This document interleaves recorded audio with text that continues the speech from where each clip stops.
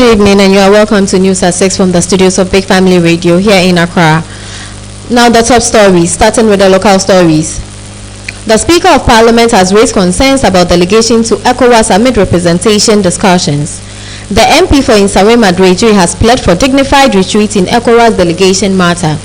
And in the international news, according to the Congressional Budget Office, Trump's new law will add $3.4 trillion to national debt and leave 10 million more uninsured. At least 14 people dead as torrential rains trigger severe floods and landscapes across South Korea. And in the entertainment world, Cosby Show alum Malcolm Jamal Warner dead at 54 amid from accidental drowning. Let's go for a quick commercial break, and when we are back, I would give you the details of these stories and more.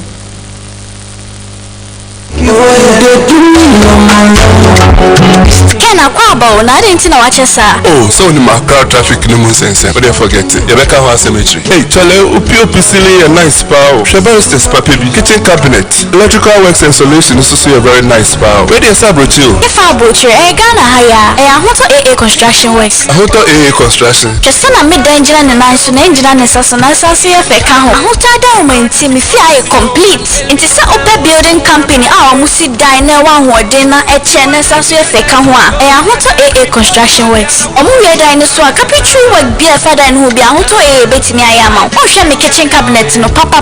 I want one day na AA construction at the romantic. Say, bunny plumbing works be a hoto AA construction the Muslim. Can me kitchen name a bathhouse. Plumbing works a wine in a hoto AA constructions. And a ban electrical installation and design works be a hoto AA construction. Yamani City International Standard. Oh, that's very nice. Shetali Papa be a yelly. Painting see a very nice and unique. Also, a hoto for the and a ban tile in the painting works there. Hoto AA construction a masterclass. Quality POP barristers. And now fabrication of modern aluminium works are. When it's true, hoto AA construction works. Hoto AA construction works so on bathroom doors, wooden doors, BAB, say single, double, and answer 1.5. Almost also to main gate or modi governance and stainless steel fly. Trisha, hoto AA construction for a track a chairman, a bank, 3 junction, Amasamai, and answer as a Michael's police barrier. From one number is 0547 118 843 and answer 0537 883 572.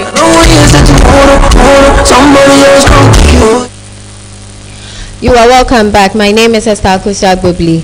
You can follow us and watch the live coverage on Facebook at Big Family Radio, Instagram Big Family Radio, YouTube and TikTok at Big Family Radio and Big Family TV. You can as well download our radio app on the Google Play Store on Android and App Store.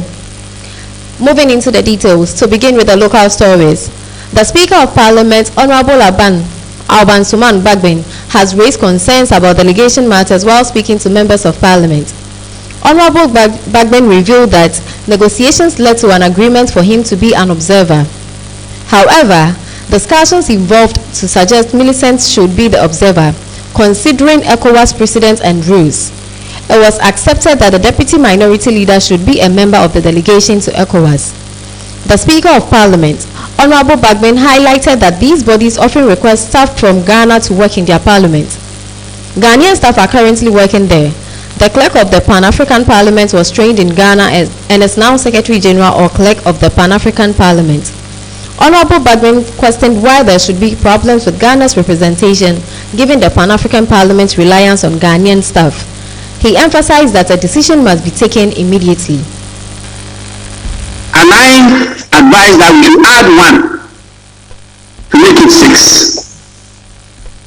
Then this issue about the formula came in, and it was a struggle until I advised that we all know Honorable Patrick Yabuama is a very good member of Parliament.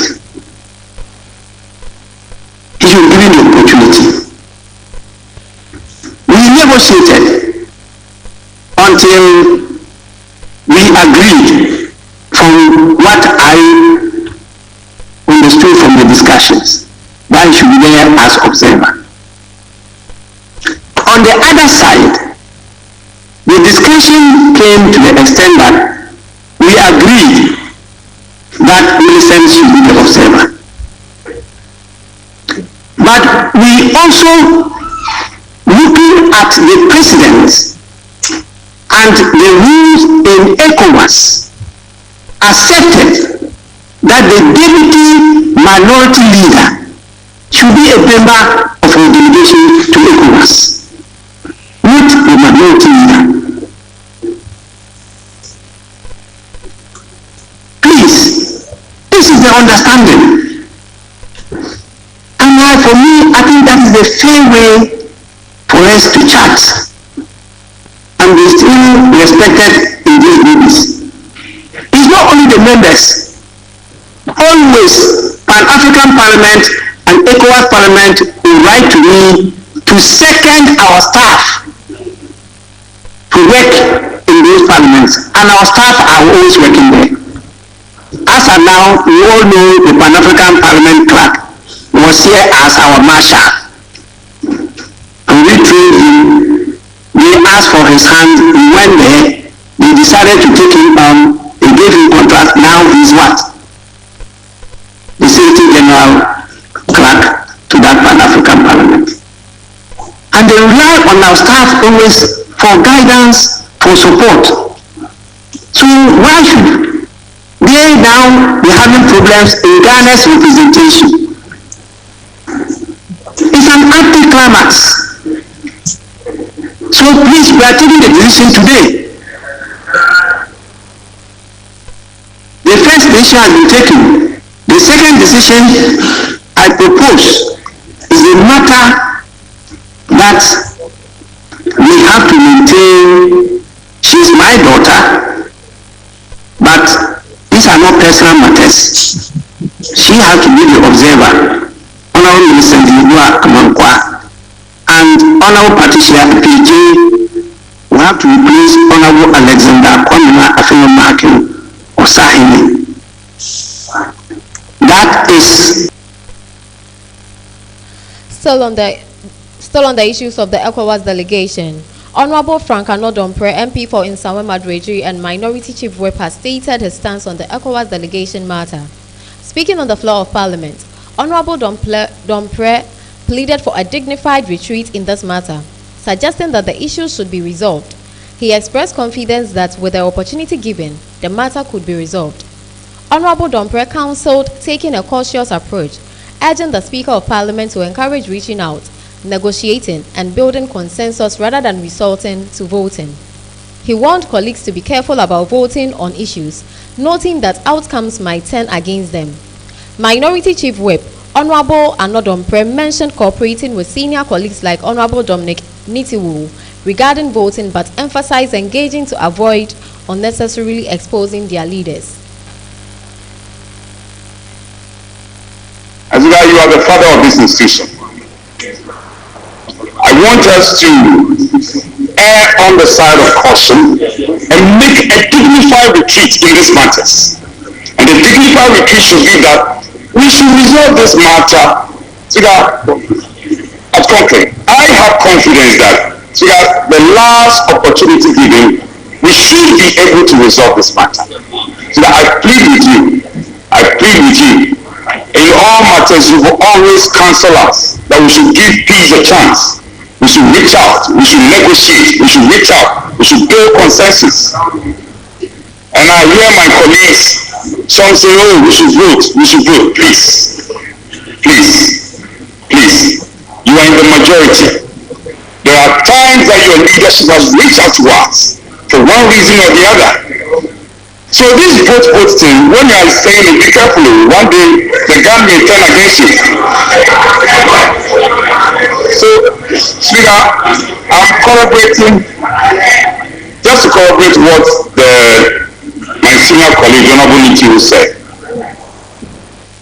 We can go ahead and vote, but I'm just pleading that we should engage, not to expose the leaders. These are the leaders of this institution. We shouldn't unnecessarily expose them so that we can deal with this matter. And I'm confident that given the last chance, we should be able to deal with this matter once and for all. Speaker, thank you. To end the local stories, the Speaker of Parliament, Honorable Alban Sumana Kingsford, has released the list of members for the ECOWAS delegation. Addressing the Parliament, he stated that those in favor of the motion to approve the following members to form the delegation of Parliament to the ECOWAS community may do so. Honorable Ricketts Kweku Hagan, the leader. Honorable Emmanuel Kwesi Bedzra. Honorable Ladi Ayi Ayamba. Honorable Eric Afo. Honorable Dominic Napare. Honorable Patricia Apieje. Honorable Kwame Ayimadu Entry. Honorable Brian Echampo. And Honorable Millicent Yabua Amankwa. All members of Parliament agreed to approve the above-mentioned names, and thus the resolution was taken. Honorable Aban Suman Kingsford urged the delegation members to work together as representatives of the country, not as representatives of a party, in the ECOWAS Parliament and Pan-African Parliament. The question is that those in favor of the motion to resolve that the following members form the delegation of Parliament to the Community Parliament of ECOWAS be approved, and they are Honorable George Kweku Ricketts Hagan as the leader, Honorable Emmanuel Kwesi Bedzra member, Honorable Ladi Ayi Ayamba member, Honorable Eric Afo member, Honorable Dominic Napare member, Honorable Patricia Apieje member, Honorable Kwame Ayimadu Entry member, Honorable Brian Achampo member, and Honorable Millicent Yabua Amankwa Oseva. Those in favor say aye. Those against say no. Honorable members, the ayes have it. The resolution is therefore taken. Honorable members, I urge you to work together as representatives of the country, not as representatives of a party in the ECOWAS Parliament and the Pan-African Parliament. I thank you for your cooperation and the acceptance of my guidance. Yes, Major. Moving on to the international news. You can follow us and watch the live coverage on Facebook at Big Family Radio, Instagram Big Family Radio, YouTube and TikTok at Big Family Radio and Big Family TV. You can also download our radio app on the Google Play Store on Android and App Store on iOS. President Donald Trump recently signed into law what he proudly described as a big beautiful bill, but a new analysis reveals its far-reaching consequences. According to a report released this month by the Non-Partisan Congressional Budget Office, CBO, the legislation will add an estimated $3.4 trillion to the U.S. national debt over the next decade. The CBO further projected that, as a direct result of the law, the number of Americans without health insurance will grow significantly, leaving 10 million more people uninsured by 2034. The legislation was passed exclusively with the Republican support, as Democrats uniformly opposed it. In response to the CBO's findings, Senate Majority Leader Chuck Schumer issued a sharp rebuke. Facts are stubborn things, and the facts are clear, condemning the measure as a big, ugly betrayal that he argued would ultimately harm millions of Americans while destabilizing the country's fiscal future. We got the news that the Congressional Budget Office, the CBO, confirms Donald Trump's big, ugly betrayal is going to kick at least 10 million Americans off their health insurance and spike our national debt by another $3.4 trillion. In truth, the number of people who will lose health insurance could be much higher, as many as 16 million when you account for the cuts to ACA and other forms of insurance. This finalized independent analysis from the CBO confirms it. Republicans' signature bill is the ultimate betrayal of the American people. It betrays every single family who will lose health insurance. It betrays our financial future. It betrays our children and grandchildren who will pay for these billionaire tax breaks as the debt rises and rises. It betrays every family worried about paying for groceries, the mortgage, the rent, prescription drugs. All are going up because of Donald Trump and his administration. Every price of these is going up. and it betrays every rural community from benefits of good-paying energy jobs. Republicans' supposed signature bill betrays everyone outside of the billionaire class and the special interests. Now Republicans are going to spin the mother of all propaganda jobs to sell this ugly bill to the American people. But today's report reminds us of something. Facts are stubborn, and the facts are clear. The big ugly betrayal is a loser for the country and be a loser for the Republicans. Moving on. House Democrats leader Hakeem Jeffries has strongly condemned the Trump administration for its handling of documents and files linked to Jeffrey Epstein, the disgraced financier and convicted sex offender whose death in federal custody sparked widespread controversy and conspiracy theories. Jeffrey accused the administration of deliberately avoiding full disclosure, alleging a serious lack of transparency and accountability. He suggested that key information detailing Epstein's activities, as well as possible ties to influential political and business figures, is being deliberately kept from the public. Escalating his criticism, Jeffries directly targeted President Donald Trump, claiming that Trump is personally running scared over potential revelations contained in the unreleased files. He went further to argue that the entire Trump administration is also operating from a place of fear, insinuating that their actions are motivated by a desire to shield damaging truths rather than serve justice. Jeffries' comments underscore growing demands from Democrats and advocacy groups for the full release of Epstein-related records to ensure transparency and public accountability. Trump administration officials are now in a position to release the Epstein files. Does any of that, in your view, have anything to do with President Joe Biden? Why do we think President Joe Biden or President Barack Obama's names are being invoked? Because Donald Trump is running scared. And the Trump administration is running scared. What are they hiding from the American people? Release the files so that the American people can make a decision on their own. This has nothing to do with a Democratic-led conspiracy theory. And the facts and the chronology make that clear.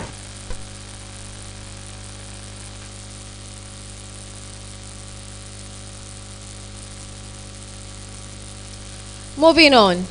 Actor Jim Parsons has strongly condemned the Trump administration's decision to terminate LGBTQ youth-focused services within the 988 Suicide and Crisis Lifeline, calling the move quite literally criminal. The specialized program, which was designed for callers under the age of 25, offered an essential lifeline by connecting them with counselors specifically trained to address the unique challenges faced by LGBTQ youth, including issues of identity, discrimination, family rejection, and mental health struggles.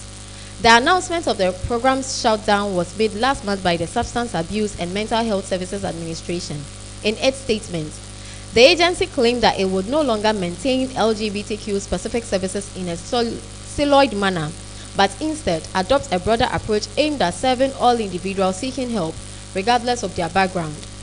Critics like Parsons argue that this decision erases a critical layer of support for a demographic already at disproportionately high risk for depression, self-harm, and suicide.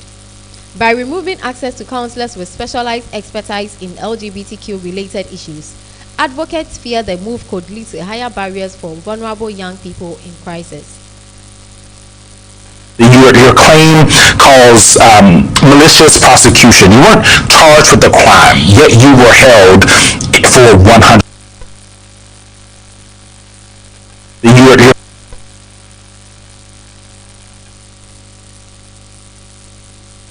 Jim, you are a strong supporter of the Trevor Project. You're a strong supporter of making sure that people have a lifeline, young people especially have a lifeline to connection and, not killing themselves because the world tells them they don't belong. Your thoughts about the suicide prevention hotline going dark this week? I think it's quite literally criminal. I mean, it's one of the kinds of decisions that you're like, there's no good reason for it. It doesn't matter what reason you ever put towards it, or say it's the reason it's happening, it's never going to be justified. it is only hurtful.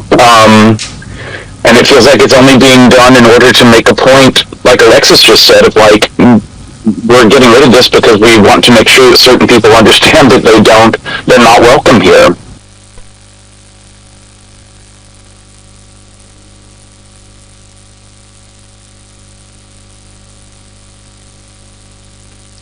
Moving on, at a press conference held in Nashville, Homeland Security Secretary Kristi Noem delivered a sharp and uncompromising response to a reporter who questioned whether immigration enforcement efforts were disproportionately targeting Latino communities. When the reporter raised concerns about the perceived focus on Latino neighborhoods, Noem interrupted with a stern warning, saying that the reporter should not dare say that again. Her forceful rebuke immediately drew attention and sparked debate over the administration's approach to immigration policy and its impact on minority communities. In the wake of the exchange, Tennessee State Representative Justin Jones appeared on MSNBC's The Weekend to share his reaction. Jones criticized Noem's handling of the question, arguing that dismissing concerns about racial and ethnic disparities in immigration enforcement only deepens mistrust between vulnerable communities and the government. He emphasized the need for transparency and accountability, stressing that marginalized groups deserve their voices to be heard rather than silenced. The Trump administration has specifically targeted the worst of the worst. The individuals that we are going after are those that are violent criminals, those that are breaking our laws, and those that have final removal orders. My audience is predominantly Latino. They kind of every day say they're fearful because a lot of people have been targeted based on their skin color, not necessarily. That's not true. And so that has been another false narrative that has been put out there in the media that I absolutely want to throw back at you and say that is absolutely false, and don't you dare ever say that again. The reporter said, our viewers are mainly Latino, and this is what we're hearing on the ground. This isn't some made-up narrative. This is the lived experience of people in your district. I mean, that's exactly right, but I think one of the most asinine things she told reporters, she said, don't you dare say that again. I mean, think about audacity. Think about the arrogance, the hubris that's tell a reporter not to do their job and ask questions. I mean, this is a reporter who works for one of our Latino news stations here and who has been on the ground talking to families who've been terrorized, people who are coming back from an overnight shift, their partners snatched by these mass ICE agents, a mom snatched by these ICE agents. These are not criminals. These are members of our community, people who are part of our district and of our Nashville, diversity and way of life. We represent, again, the most diverse district in the state of Tennessee, and that's what makes us a great place to live. But Kristi Noem comes here trafficking in the politics of fear and division, trafficking in the politics of racial profiling and harassment, because that's all she knows.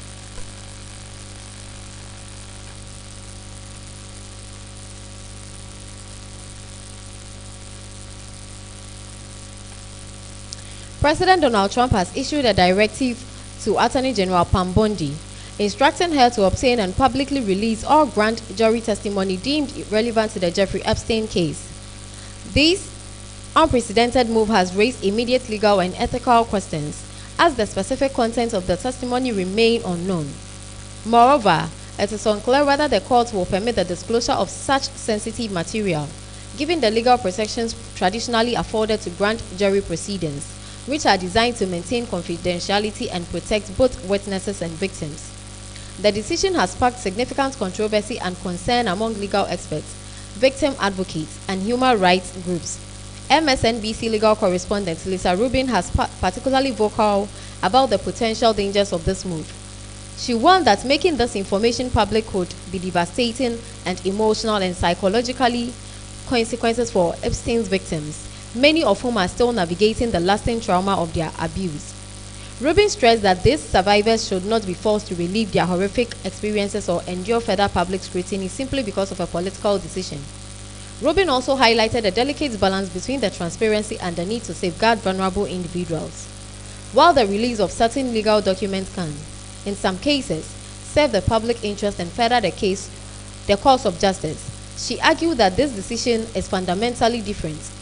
The victims involved in the Epstein case have already suffered immeasurably, and reopening their cases in such a public manner could re-traumatize them, erode their sense of privacy, and deters other survivors of abuse from coming forward in the future.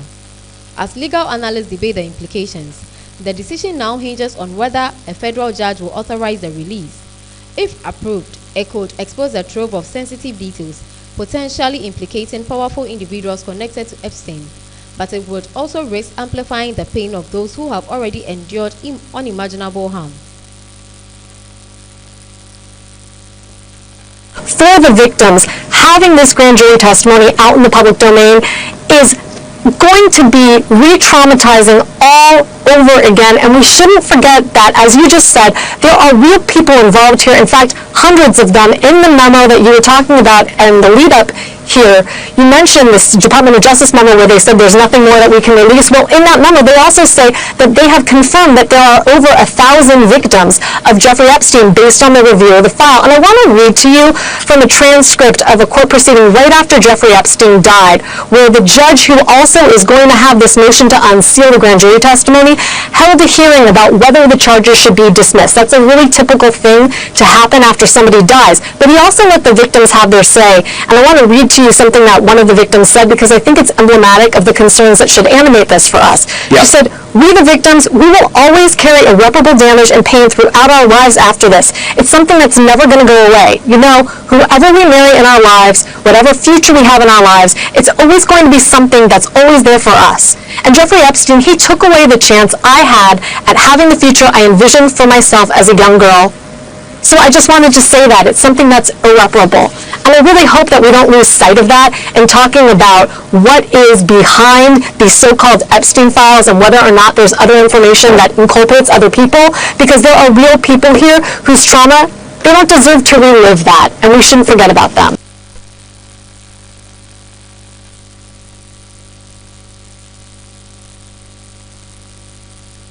Alex Dewell, the executive director of the World Peace Foundation and a renowned expert on mass atrocities and humanitarian crisis, has stated that Israel's deliberate starvation of Palestinians in Gaza amounts to a clear violation of the Genocide Convention.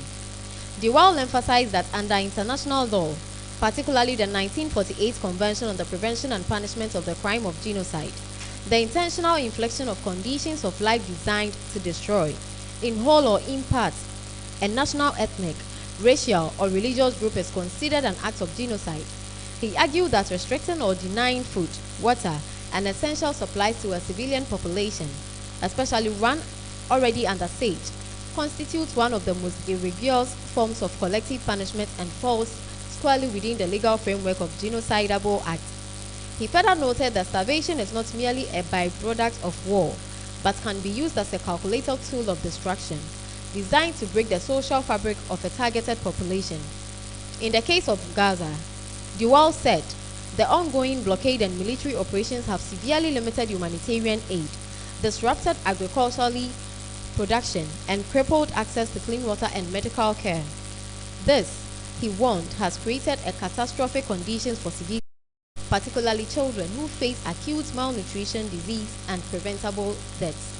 Dewell's assessment underscores growing concerns among human rights organizations, legal scholars, and international observers who argue that the situation in Gaza is not just a humanitarian crisis, but a potential legal case of genocide. He called on the international community to uphold its responsibility under the Genocide Convention to prevent and punish such actions, urging immediate intervention to stop the use of starvation as a weapon of war.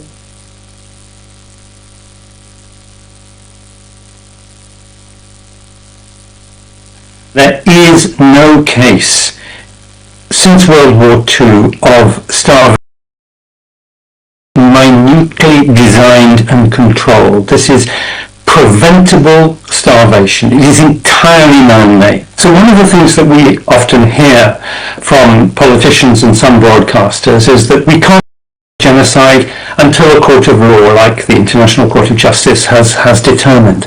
But the Genocide Convention is the convention to prevent and punish genocide. And if we are required to wait until a genocide has happened to invoke it, it's nonsense. When the International Court of Justice says there's a plausible case and we instruct Israel to do certain things, in this case, provide humanitarian assistance, and I must add, Israel is represented on that court, and the Israeli judge, the former Chief Justice Aharon Barak, voted in favor of this provision of very widespread humanitarian assistance.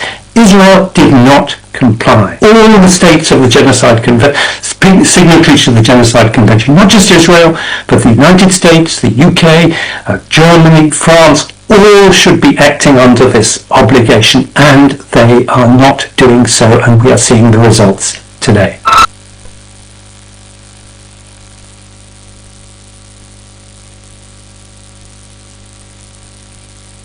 Still on the international news, a Palestinian father has shared a harrowing account of the extreme measures he was forced to take to keep his infant child alive amid the worsening man-made hunger crisis in Gaza caused by Israel's ongoing war. With food supplies riddling to catastrophic levels due to the blockade, relentless airstrikes and the destruction of vital infrastructure, he explained that he had no choice but to feed his baby expired formula. The father described how he searched desperately for safe nourishment but found only formula that was long past its expiration date, knowing it could cause illness but unable to let his child starve. This heartbreaking decision reflects the larger humanitarian catastrophe unfolding in Gaza, where families are facing acute food shortages, lack of clean water, and the collapse of medical services. Humanitarian agencies have warned that infants and young children are at the greatest risk of malnutrition, dehydration, and preventable diseases, while parents are forced to do the impossible and take the impossible choices as they try to keep their children alive. International aid organizations have repeatedly called the situation a deliberate man-made famine, accusing Israel of using starvation as a weapon of war by restricting the entry of food, medicine, and essential supplies. The father's story is just one of countless examples of how civilians, especially the most vulnerable, are bearing the brunt of a conflict that has created unbearable conditions for survival.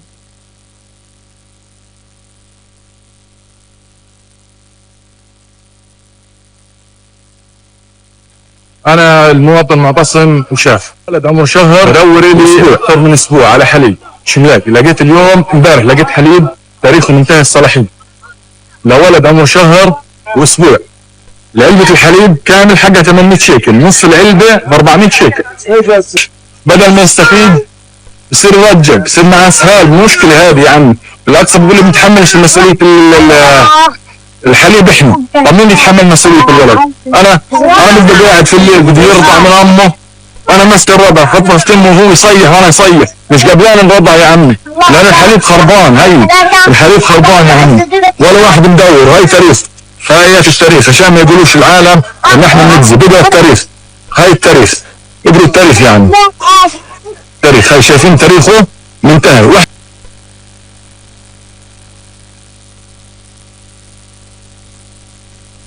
Judge Isaac, the director of the Applied Research Institute in Jerusalem, has condemned the long-standing Israeli military and settler control over Palestinian water resources, stating that it has systematically deprived Palestinian communities of their basic right to access clean and sufficient water. Isaac explained that since the occupation began, Israel has maintained full authority over the mountain aquifer and other key water sources in the West Bank, severely restricting Palestinian drilling and the development of independent water infrastructure. Meanwhile, Israeli settlements, considered illegal under international law, are granted unrestricted access to these same resources, often consuming far greater quantities of water than nearby Palestinian villages. He highlighted the stark disparities in water allocation. While Israeli settlers enjoy modern water networks with consistent supply, many Palestinian communities are forced to rely on purchased water delivered by tankers at inflated prices. In some rural areas, families survive on less than 30 liters of water per person per day, far below the World Health Organization's recommended minimum of 100 liters. This deliberate inequality has crippled Palestinian agriculture, hindered economic development, and exacerbated public health risks. Isaac emphasized that this control is not merely a byproduct of conflict, but a calculated strategy to resource domination aimed at weakening Palestinian resilience and entrenching the occupation.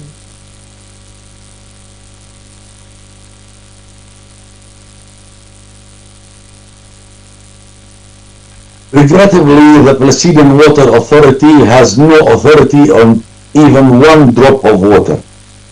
All the waters in the West Bank and even in Gaza is under the control of the Israeli army, and this has been going on since 67. Even the ancient Solomon pools in Bethlehem, in the past 2 to 3 weeks, they have been coming there planning to build a new infrastructure at the new settlement in the Solomon Pool, which is the only source of open water resource in Bethlehem area. We are not allowed to dig wells or to install a water pipe without permission from the Israelis, and the quotas that are allocated to us by the Israeli army is hardly enough to meet the needs of the Palestinians.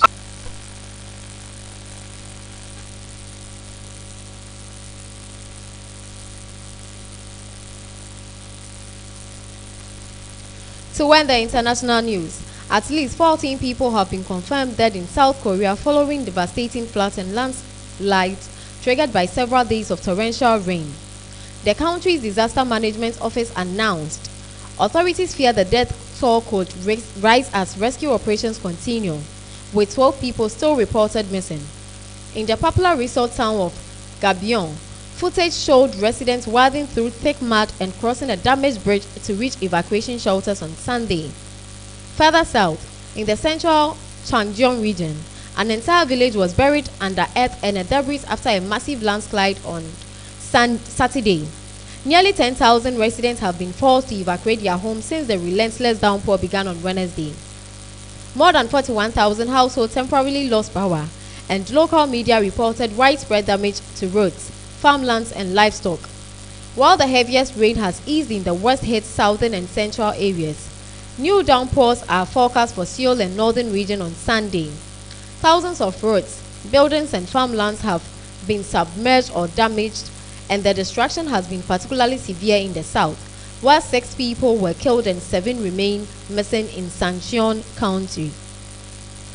Casualties have also been reported in the northern mountainous region near Seoul, as well as other western and northern areas. In Gabion alone, 2 people died and 4 went missing on Sunday after a landslide engulfed several properties. According to the Gyeongsang Province Fire Department, 63 people were rescued, while 285 people were evacuated. Serious landslide warnings remain in effect across multiple regions, and the government has launched a coordinated multi-agency recovery effort to aid affected communities.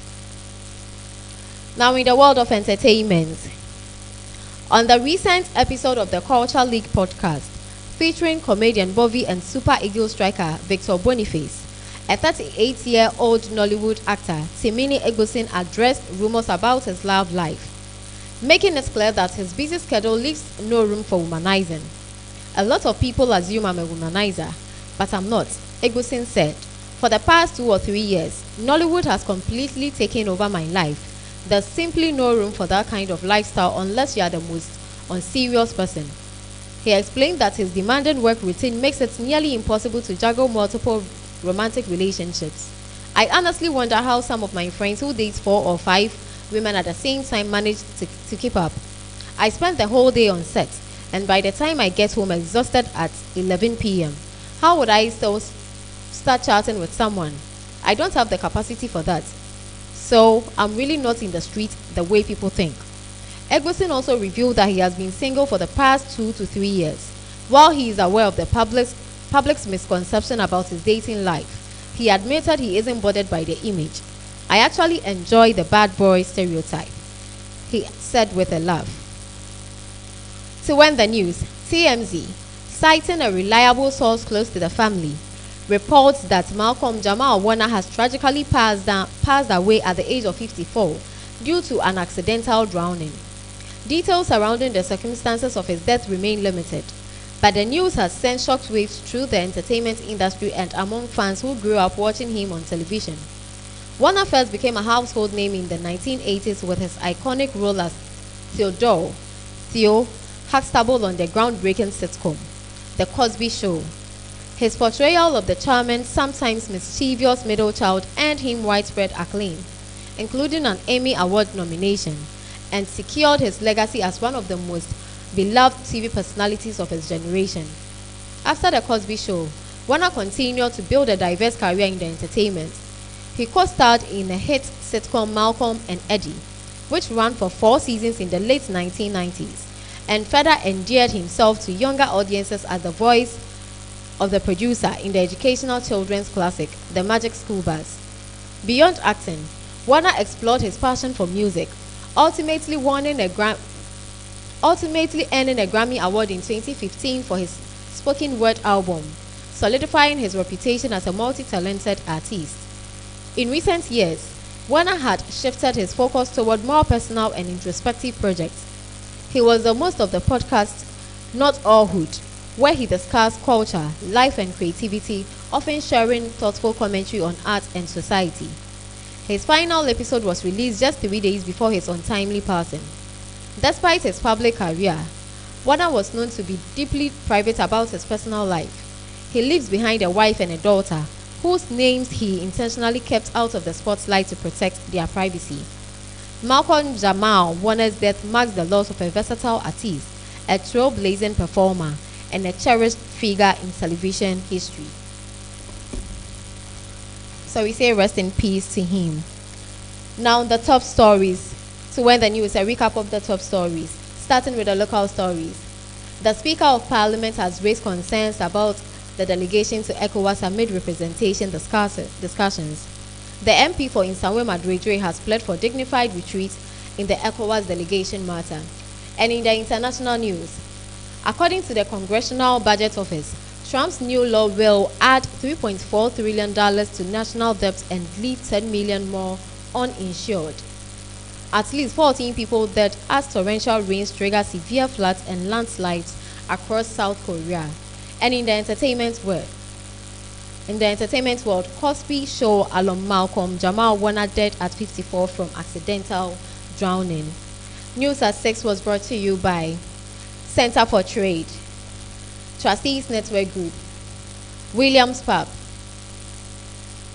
Dim Hairball,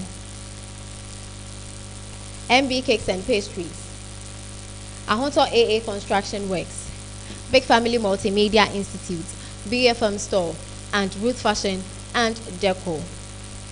You can follow us on our social media platforms at Big Family Radio, Instagram Big Family Radio, YouTube and TikTok at Big Family Radio and Big Family TV. You can as well download our radio app on the Google Play Store on Android and App Store on iOS. My name is Esther Akusia-Bobli. A massive thank you to my production team. Thank you for joining News at 6 from the studios of Big Family Radio here in Accra. Have a good evening.